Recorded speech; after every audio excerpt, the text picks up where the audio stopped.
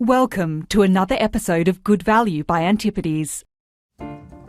You couldn't have missed the publicity that surrounded the sharp sell-off in Meta, the parent company of Facebook and Instagram, earlier this year. Social media giant Facebook experienced its biggest drop in U.S. stock market history overnight.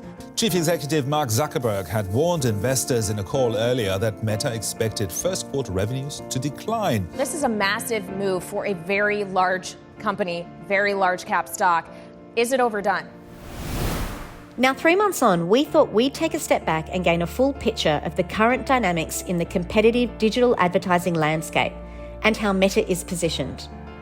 Antipodes has owned Meta since the end of 2018, and despite the recent volatility, the company remains one of our top 20 holdings. Our thesis is that even though competition for eyeballs is increasing and will continue to increase, the digital advertising pie is growing, and Meta can continue to dominate advertising revenue over our investment horizon. And there are opportunities to increase the monetization rate of core Facebook and Instagram. To discuss this further and to give us his expert view on the digital advertising industry, we welcome a former Google COO and highly respected digital advertising industry expert, Ben Legg, to the podcast. Ben, thanks for your time. It's good to be here. Thank you. Now, you have one of the most interesting CVs I've come across. 10 years in the British Army, captain of the Royal Engineers, where in your own words, you had the opportunity to blow up a lot of stuff, which I think sounds fantastic. I did build some stuff too, but yes, blowing up was more fun. Yeah. And then from there, you went into the corporate world and became one of Google's top global executives. And now you run your own multinational digital advertising business. How does one go from the military to digital advertising? Well, it was. There were a few more steps which probably helped along the way. So I am an engineer, which helps. I went from the army to McKinsey, so as a strategy consultant. And although McKinsey generally prefers people with MBAs, which I didn't have, I was an engineer, so I was kind of a structured numerical thinker. So then McKinsey as a strategy consultant was a good way to learn about business, etc. So that was kind of like my paid MBA. Which is great. From there, I went to Coca-Cola, did various sales and marketing jobs around the world, ended up as number 2 in India, running a big turnaround. And probably the big question you're asking is, how did I get from there to Google? And it's kind of a fun story, really. I was lying by my swimming pool in Delhi, minding my own business one Sunday, and got a phone call from Google. Do you want to work for Google in London? I said, why me? I'm selling fizzy drinks in India. And they said, right, what was happening at Google is, there was chaos. Even though they had a few billion in revenue, a few thousand employees, the engineers thought everyone in Europe was stupid. The people in Europe thought the engineers were stupid. There was no plan, chaos everywhere, etc. And even though search was kind of selling itself, everything else was failing. And so they basically wanted someone to write the plan, build the bridges, etc. And they said, right, we need someone who is an ex-strategy consultant, because Google didn't have a strategy for how to make money. B, an engineer, but an engineer sitting on the business side of Google, and therefore could kind of build that bridge with the engineers in Mountain View. C, has done senior sales or marketing jobs, because that was the main thing we had to do in Europe, was build a professional sales and marketing organization. And D, ideally ex-military to kick some butt. In the whole world, they found one person, and that was me in India. And they told me that story, and I happened to be going back to London a few weeks later, so I went in for interviews and got the job. That is absolutely fantastic. Let's talk about your work today. For many of us, digital advertising is confusing and really somewhat opaque. So how do you help brands go about allocating their online advertising budgets? Yeah, but it's confusing for everyone, including CMOs. So this is not one that anyone should ever feel ashamed of saying, I don't understand, because it's complicated. So it typically starts with, what are your marketing goals? Because, you got to start from the beginning. And although loads has changed in marketing, the marketing funnel still makes a lot of sense. Are you trying to raise awareness that your product exists? Are you trying to build your brand and purchase intent? Are you trying to get people to try something? Maybe it's a free trial, a free subscription, a one-off purchase. Are you trying to get people to upsell, cross-sell, become loyal, tell a friend, etc.? So you definitely work through that. And then you say, so who's the demographic? What media do they consume? Which ads would work? And then you start getting into kind of media allocation. So if you want, let's say, to target teenagers and early 20s, Snapchat and TikTok and Instagram would be great. If you want to target middle-class mums, it's Facebook, Instagram, Pinterest. I'm being simplistic, but you get where I'm coming from. And there's a bit by category too. If you're selling fashion, then Instagram is probably the best place. If you're selling furniture, Pinterest is the best place. Most people are on Google if they're selling something, Google search. Whereas for YouTube, typically you want to have a pretty high quality video, which costs money. So typically YouTube advertisers are larger. So it starts with the marketing goals. You then flow into demographic. You then start trying to work out what's the best fit with that combination of marketing goals and demographic.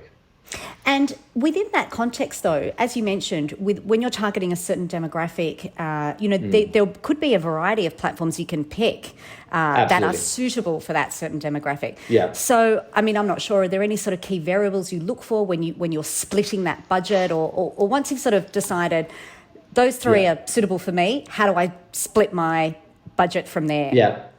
Well, simplistically, Facebook and Google search get everyone's budget because they have every demographic and they're big. So scale also matters, because one thing in marketing is there's always a trade-off of OPEX versus ad spend.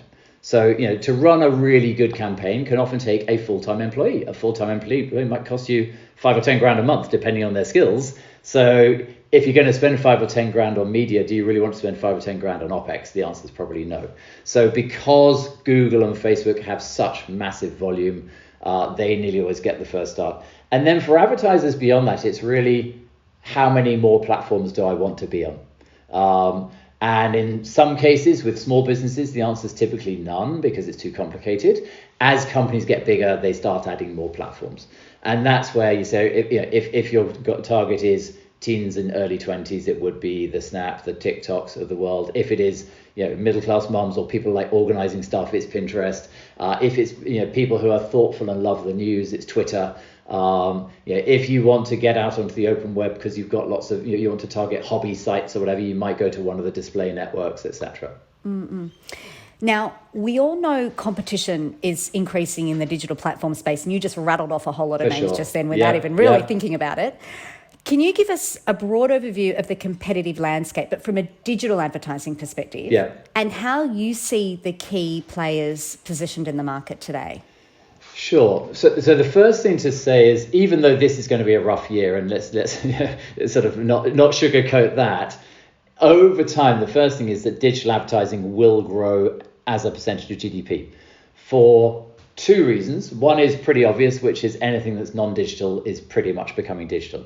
So there's still a lot of linear TV budget, ads linked to watching TV at a fixed time of day, which apart from kind of news and live sport will pretty much die, because all other programs, films, etc. can be watched at any time, streaming, etc. So there's a lot of money to move out of that.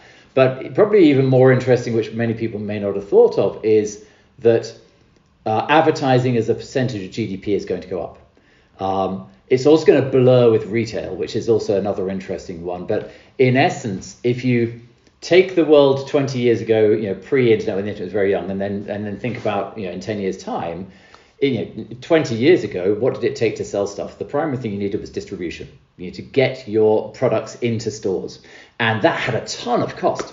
There's the store itself, there's the utilities, there's the staff, there's distribution, there's the write-offs. If you're in fashion, you have to write a bunch of stuff off or have a sale every quarter. It goes on and on and on and on. The costs are enormous. In a world where most stuff is bought online, even if there's some distribution because it's a physical product, but let's face it, a lot of products are digital these days, so there's no cost of distribution. All those other costs go away. And what's happening is marketers, rather than just saying, woohoo, I don't need distribution, are saying, oops, now I need to raise awareness in different ways and distribution in different ways. And it's primarily marketing. And so a massive chunk of the P&L of companies is moving from sales and operations into marketing. Now, before people get overexcited and think it's all about ad spend, it's ad spend plus tech plus data, etc. So it's the stuff that makes things sell now. Now, no one, to my knowledge, has done that calculation really, really well. But for the last few decades, digital advertising has been about 1.5% of GDP. I'd be pretty confident saying in a decade or two, it will be at least 3% and maybe more. because if you just look at all the savings coming from sales, OPEX, distribution, shops, etc., it's way more than that. But also, if you look at the pure digital companies and say what percentage of their revenue do they spend on marketing, they're typically between 10 and 30%. Whereas old school companies might only spend between 3 and 10% of their revenue on marketing. So that might suggest a tripling, but I feel like not all the money will flow into marketing. Some will be tech or data or something else. So that's the kind of real macro is this is a good long-term bet, at least as long as you pick the winners within it. But as an industry, this is a good long-term bet. Well, it is. In terms of picking the winners, I think that's probably where we want to turn the conversation. Look, there are a number of platforms, but there is no doubt that TikTok really is the big new player that has emerged in recent years. Mm-hmm. So let's spend a little bit more time on the rise of TikTok. You know, we know from the data that it's taking share of time spent. Mm-hmm. But how is this translating into share of advertising budgets? Yeah, it's relatively small, albeit growing fast. So if I give you our own data, just to kind of give you a sense, and our data, by the way, caveats and context always matter. We don't do any non-digital, and I actually take search out of my data because it's a bit more sporadic for us. So effectively, my data set is all social, all video, and all display. Now, within that bucket, if I go with market share, if I go back, let's say, to Q1 a year ago, TikTok was 1.7% of our spend. In Q1 of this year, it was 3.7%. So basically more than doubling in a year. And by Q1 of next year, we're currently forecasting 5.5%. So that's effectively more than tripling market share in 2 years. I mean, I think that might surprise many listeners in that I thought it might even be higher than that, just given the popularity of it as a platform. Give us a bit of a sense of where, I think you mentioned it earlier, but where is the bulk of it still going? Yeah, the bulk of it's still going to Facebook. If you talk of that world of social, video, and display. So for us, if I just give Q1 of this year, it was Facebook was 59% of our spend. So it's still getting more than all the rest put together by a significant way. After that, for us came YouTube. And then Snapchat, Twitter, Pinterest, and TikTok in that order. So TikTok is still, whatever that is, number 6, but clearly growing fast. And by the end of the year, if our forecasts are accurate, it might be in the number 4 position, but it would still be behind Facebook, YouTube, and Snap. And do you see Facebook maintaining its positioning or losing share? It's a good question. It's been gently losing share for a while as these other platforms have got their act together. So, for example, if I go back to, let's stick to the Q1s, given that we're doing it. Let's say Q1 2019, Facebook for us was 64%, and I'd say Q1 of this year is 59%. So it's lost 5 points. So it hasn't been crazy, but it has been losing mainly because there's just more choice. I mean, this world used to be effectively Facebook, YouTube, and Twitter. And then suddenly along came Snap and Pinterest and TikTok, etc. So they had to make a bit of room. So why do you think Facebook still commands such a large proportion of that spend? Yeah, because it does everything right, quite frankly, except for PR, where they normally have their foot in their mouth. But in terms of building an ads business, so first of all, they've got scale. And scale really matters. When advertisers saying, where do I spend my money? You don't really want to spend too much money on a small platform, because it's just a lot of work for not much ROI. So that's number one. But then if you think about, there's a playbook for doing ad tech well. And there's the playbook that got us to where we are, and then there's new things going forward, and we should probably talk about that too. But the playbook is, first of all, you want a great array of ad units. You want to think through what are all the marketing goals, and can I have an ad format for each one? So the obvious ones will be you need a mobile app install ad because people want to do mobile app install. You want something that drives conversions, so something that drives a click to a website, but then also you can monitor it for a conversion. You want things that drive store visits because some people want store visits. You want subscribers. You want retargeting, and I won't go on, but there's like 15 or 20 marketing goals where you say I need an ad format that helps marketers achieve that. So that's number one. Facebook's got lots of ticks. There's always room for improvement, but they are always at the forefront and typically a year or two ahead of anyone else. The second thing is targeting. You've got to have amazing targeting. And targeting starts off with the basics of demographics. What are people's age, sex, marital status, number of kids, household income, etc. But then it goes way beyond that to say, and then another table stakes one would be allowing advertisers to take a list out of their own CRM database and upload it. That's table stakes these days. So they're the two table stakes, good demographics and custom audience targeting, it's called when you upload the list. But then you say, well, can you do lookalike targeting? That's a really powerful one, in which you say, you upload a list of, let's say, your most valuable customers and say to Facebook, don't serve these people an ad, work out what they have in common, find more people like that and serve them an ad. Facebook's the only company that's really cracked that properly. It sounds like it's a hard problem. And then the final one is doing clever retargeting. So there's obvious basic retargeting, like someone visits your site, you retarget them. What Facebook's doing is some clever stuff like looking at all the stuff we're being retargeted with and then adding it to our purchase intent and letting all advertisers benefit. So for example, if I go to a furniture store and look at bunk beds and I don't buy them, that company will retarget me with an ad for bunk beds. But it's not just them. Facebook adds bunk beds to my purchase intent, and then anyone else selling bunk beds can target me.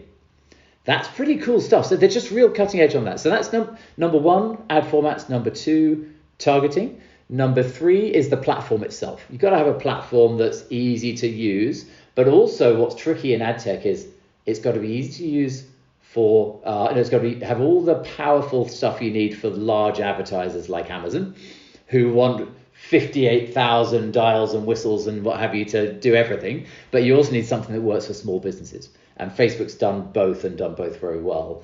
And then the final thing that Facebook's done well and better than others is they've built an ecosystem of companies that are partners and understand Facebook and love Facebook and effectively amplify Facebook.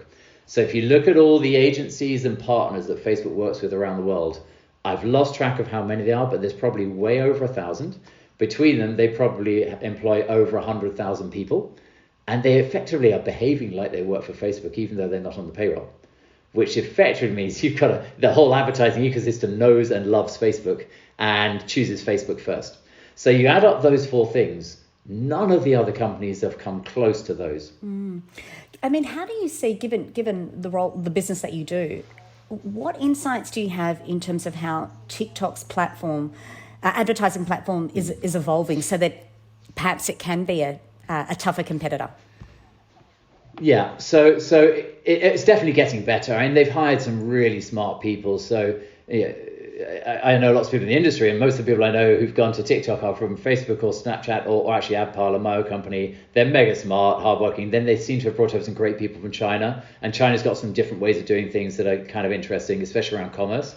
So I think they've got an amazing team, probably a really hardworking, smart culture. So it will get better. But it's not there yet. So basically, yeah, TikTok has built a great array of performance ad units. So there's 3 or 4 performance ad units. Things like live commerce you can do now on TikTok, etc. But so in that case, they're making quite good progress. When it comes to targeting, their targeting is a lot weaker. And if you think about it, when people are on TikTok, they don't really tell TikTok much about themselves. They pretty much turn up and start, spinning through videos. And so TikTok doesn't, whereas with Facebook, you tell stuff with Facebook stuff about yourself. You post pictures with your kids, then they know how many kids you got. You post pictures from vacation, then they know where you went on vacation. You also click on a lot of ads or browse them, and so they know that. With TikTok doesn't have that data. So they can license some third-party data, but it's not as good as Facebook's. And they haven't built the sophisticated targeting I talked about with Facebook, like clever retargeting and lookalikes, etc. Now, it's all very well to have performance ads, but performance ads with mediocre targeting generally doesn't lead to a decent ROI. And there's a general rule in advertising that performance ads typically generate at least twice the CPM of branding ads. And so if you really want to monetize a site, you need to have great performance ads. That requires both the ads and the targeting. So they're not there yet. Then in terms of the platform, It's not bad. I'd give it like a 6 out of 10, but Facebook's a 9. But, for a 2-year-old ads business, 6 out of 10 is quite good and it keeps getting better. But all my instincts say it's not that well adopted for small businesses yet. That's not my area of expertise, but I know about 25 small businesses. At the moment, none of them are advertising on TikTok. So it does seem to be a big company thing. And if you think about what Facebook's done well, along with Google, is they've built an amazing long tail of advertisers with millions of small businesses, which brings in a lot of extra money and auction pressure, etc. TikTok's not there yet, and it might take a few years to get there. And then the final one is ecosystem. TikTok's just new. So yes, they're hiring good people, but they don't have the kind of depth or coverage of relationships with advertisers and agencies and partners that Facebook has by any way, shape or form. So there aren't as many TikTok advocates out there who, if you went to a typical ads team, a marketing team or an agency and said, who feels like they're an expert on TikTok? You might get one hand go up. If you went to the same team and said, who feels like they're an expert on Facebook? Probably all the hands would go up. So it's definitely further behind in terms of understanding and enthusiasm in those marketing teams. Look, there's no doubt that rising competition, broadly and, specifically from TikTok is on investors' minds, and it has weighed on Facebook's share price. And look, some of the recent data that I've seen suggests that in the US, TikTok time spent is around 135 minutes per daily active user. And that compares to Facebook and Instagram combined at 85 minutes, YouTube at around 75 minutes. But we are still seeing small growth in total time spent on Facebook, despite, the market narrative that exists out there. Yeah. And actually stronger time spent on Instagram. So on our numbers, we certainly think that the valuation of Facebook does look attractive. It's on around 13 times earnings, 10 times those earnings when you exclude the loss-making spent on the metaverse. And we think those earnings can grow around 15% per annum. But Facebook properties need to maintain user engagement, and arguably ad prices need to continue to rise over time. So can you give us a sense of what advertising on Facebook costs today and how you think that changes over the next few years? Yeah, so there's two parts to that you asked. One is around pricing, which, by the way, I'm very bullish on pricing over the long term. But the other is the TikTok battle. I might take a step back and do the TikTok battle first, because as you've probably, I'd be curious when that data came from for usage, because I think Facebook is fighting back really aggressively, and I'd be curious what the latest data is. So since January, whether you're on Instagram or Facebook, in the newsfeed or stories, Facebook's been ramming Reels down all of our throats. Try Reels. And then about 2 or 3 weeks ago, they added a Reels button at the top of the app, so when you open it, you can go straight to Reels. And I believe someone, it might have been Zuckerberg or someone else, said 20% of usage on Instagram is now Reels. Now, if you look at what Facebook's doing, they're trying to get their users to form a Reels habit so they don't need a TikTok habit. And they did this with stories to fight off Snapchat. Yes. If you remember, 4 or 5 years ago, it was exactly the same thing. Personally, I believe it's working. Doesn't mean they've totally stopped the migration straight away, probably not, but within another few months, could they? I think they could. I actually have a panel of users who are university students and young professionals. It's actually run by my daughter. It's quite cool. But I get their usage by app, by time of day. I get what ads they're seeing, all sorts every month. It's only 10 people, so don't extrapolate this too far, but in the past month, 2 of them have stopped using TikTok because they said, A, it's too distracting and bad for their studies, and B, they can get everything they need on Instagram. So although that's just a small sample, I do think that combination of Facebook's aggressive push of Reels and those little anecdotal stories might suggest that Facebook will hold on to their users. And then the next question, which is harder to answer, is, will this create incremental growth for time spent on Facebook or Instagram? Because that stuff's addictive. Just like it was addictive on TikTok, Reels is a pretty similar experience. So will people add a few more minutes a day? And it might only be, say, 10 or 20% of Instagram users form a Reels habit. But again, there could be some usage opportunities there, or upside there. So that's the first one, is I think that could be working. Now, by the way, in the short term, that hurts revenue.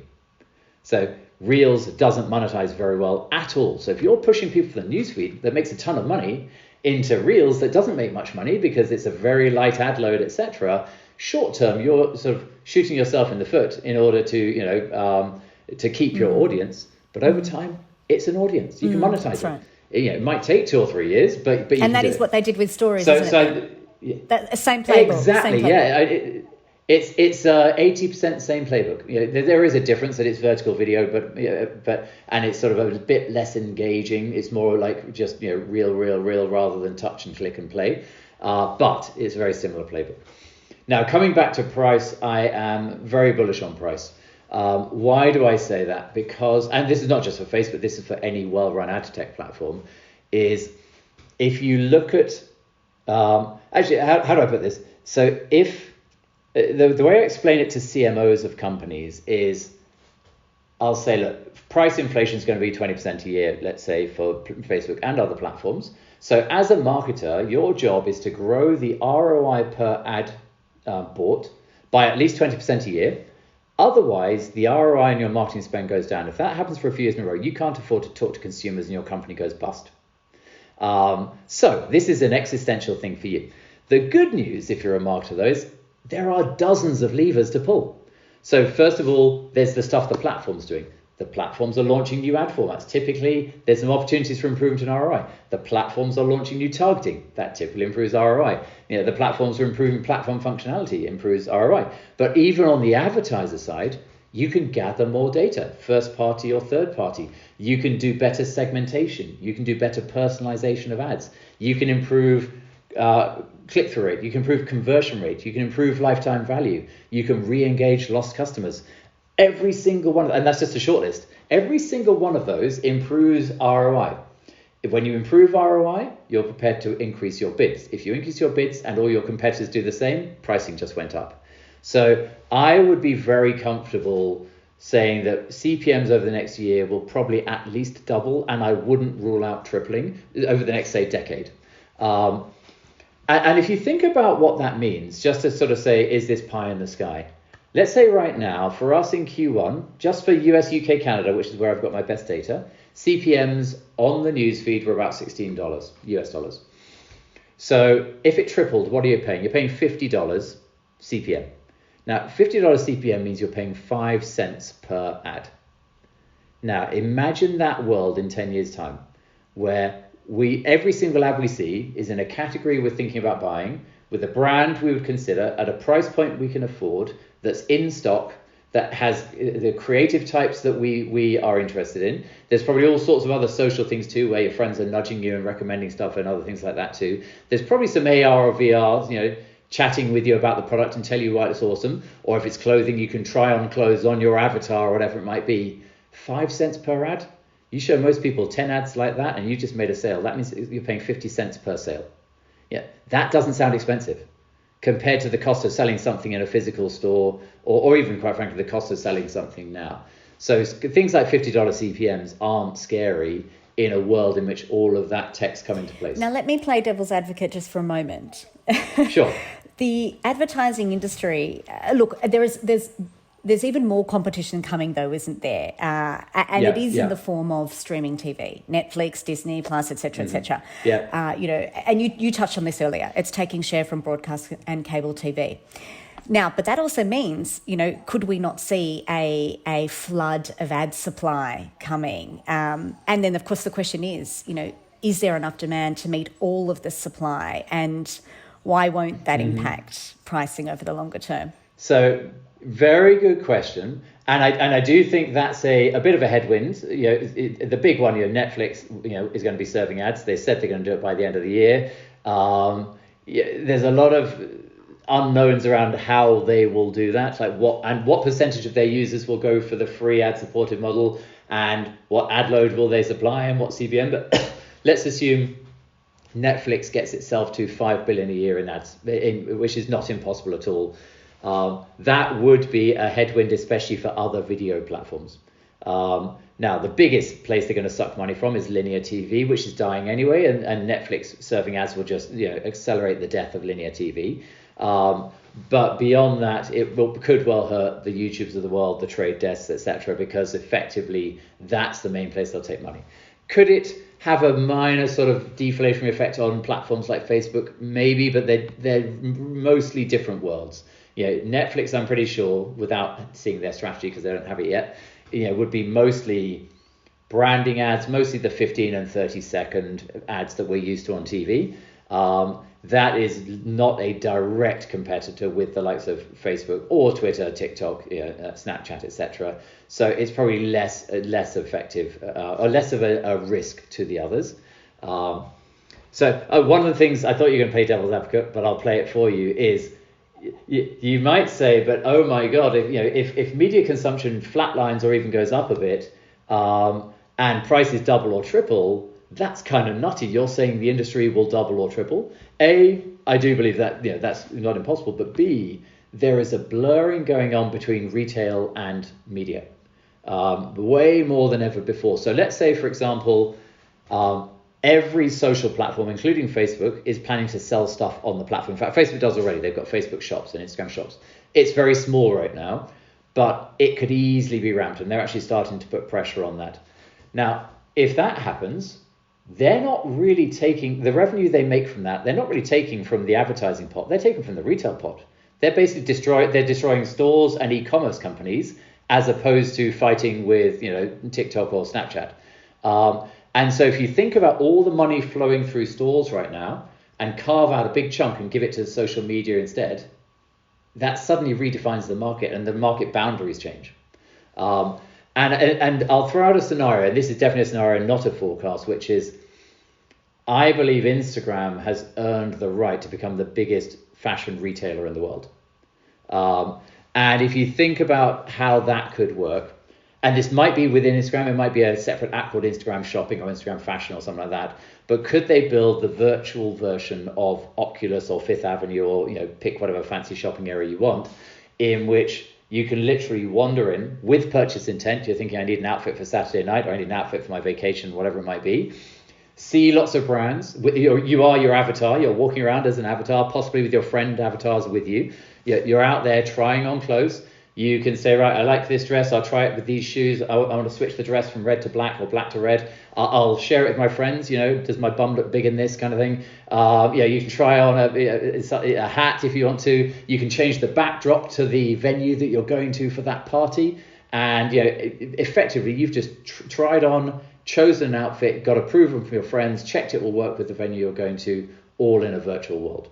Now, that doesn't, but it's not necessarily Instagram that's winning this. They're going to win this, but given their affinity with fashion and influencers, and given the amount of money they're going to spend on the metaverse, if they don't win there, a lot of people should get fired, quite frankly, because I think they are in pole position to do something like that. If you then look at that and say, what does that mean for revenue? And the answer is, I don't know, but imagine if 20-30% of all fashion in the world was bought through Instagram, and as a retailer, not as an advertiser. I mean, that's dynamite. I mean, I think, we could talk about this all day, but I think that suffice to say that certainly sort of listening to you talk, the future, or the next 10 years, let's call it, the pie is growing and the opportunity set is expanding. So it's almost hard to pinpoint today what it will be like in 10 years' time. Yeah, but I do, final question, I do want to bring it back to sort of the near term, just because it is topical right now. We know economic growth is slowing. Yeah. And so the question is, I guess, just over the very near term, what does this mean for advertising budgets? Are there any insights you can share with us on expected ad spend over the rest of the year, given growth is slowing? Yeah, so it's definitely rough. You're absolutely right. So if I just take Facebook as an example, we started this quarter forecasting 13% growth. 19% growth. We're now forecasting 13. So it's like a 6-point drop in the last 8 weeks. So the macroeconomic slowdown is rough. And by this, down from Q1 was 19. So we went from 19. We were forecasting another 19, and instead it's been 13. And we think the roughness will hang around for at least another quarter and maybe 2 more. Just macroeconomics, there are different verticals turning down for a whole load of different reasons. So there's to try and summarize it, because there's so much going on. We could spend a whole hour talking about by verticals, but most of our advertisers saying in the last 6 to 9 months we've put prices up significantly more than inflation, unit prices, maybe because of supply chain problems, maybe because of wages, whatever. in parallel, disposable income's going down. Less government handouts, higher price of fuel, etc. So you've got lower disposable income with higher prices. The number of units we're going to sell is going to go down, whatever that might be. Then, to add to the pain for most of them, a higher percentage of household incomes being spent on travel and leisure right now because everyone's, frustrated after lockdown. Yeah, exactly. And so that's even less for the other categories. So it will be rough for a while we shake out into the new normal. So in my mind, there's a good 2 or 3 quarters, maybe more. Obviously, none of us know exactly how long this recession will last. What I would say, especially for Facebook, is we believe Facebook will get their growth rate back up again at some stage, whether it's 3 quarters out or 4. There's one big reason, a bunch of small ones. The big one is they've got all this usage on Reels and they're not monetizing very well, but they know how to monetize it, so they will. So it will come back. It's tricky to say is that 6 months or 12, but they will get that back. On top of that, there is an amazing innovation pipeline, which will also give them little nudges up here and there as well. But the big one is they've created inventory that they haven't monetized, and they know how to monetize it. And sorry, Ben, just one final sort of add-on with that. Growth is slowing, but still growing, as you called out. Yeah. How do you see more broadly, I guess, amongst the other platforms? Are they having, in a relative sense? Yeah. So of the platforms that we monitor closely with all our best data, YouTube's the roughest. They are going to be, their forecast is down 11 points versus what we forecast at the end of the quarter, mainly because they've got heavy exposure to brand spend. By the way, I think Google search will be okay, but they might offset each other. Then Snap is about the same as Facebook. We dropped our forecast by about 6 points. So I'm talking about performance versus expectations rather than versus each other. Twitter slightly better, Pinterest slightly better, but basically every single platform we've revised our forecast down for Q2 since the beginning of the quarter, just because there's a lot of verticals just trimming their spend. The companies that are worst affected are the ones with heavy exposure to brand spend, because brand spend gets cut faster than performance spend, which is why YouTube's suffering. And companies with exposure to e-commerce, finance, CPG are probably some of the ones that are toned down. The ones that are in a better shape are the ones exposed to travel, leisure, and gaming, which seem to be holding up better. Ben, we could go on all day, but we have to wrap it up. Thanks for sharing your insights. No worries, a pleasure. That was Ben Legg providing us some very interesting insights into digital advertising and the companies including Meta and TikTok that are competing for ad spend. As you heard, it is looking to be a year of slower growth for digital advertising revenues, particularly those platforms over-indexed to retail due to the slowdown in economic activity and shifting consumption towards services. And specifically to Meta, the company is prioritising its battle with TikTok for time spent over revenue via pushing Reels, which, as we heard from Ben, monetises at a meaningfully lower rate. Longer term, Ben paints a bullish outlook that digital advertising will grow as a percentage of GDP, and that technology will continue to improve around ad formats, targeting and data gathering, which will lead to better ad personalisation and higher return on ad spend. And this can ultimately drive digital ad pricing higher. He also argues media and digital advertising will ultimately blur with retail. Competition won't fade, but for now, Meta dominates thanks to its scale and more sophisticated ad technology, including superior targeting options which other platforms haven't been able to replicate. And the company continues to develop its features to remain competitive. Whether or not Netflix or TikTok or an entirely new platform will be able to build as deep a profile on each subscriber as Meta remains to be seen. So some very interesting dynamics playing out that the Antipodes team will continue to monitor closely. I hope you enjoyed this episode. Please subscribe to this podcast, and you can also keep up to date with our investment insights on Twitter, LinkedIn, or at antipodes.com. Please remember this content is general information only. It is not advice of any kind and doesn't take into account your personal financial situation, objectives, or needs. You should seek professional advice before making any financial decisions.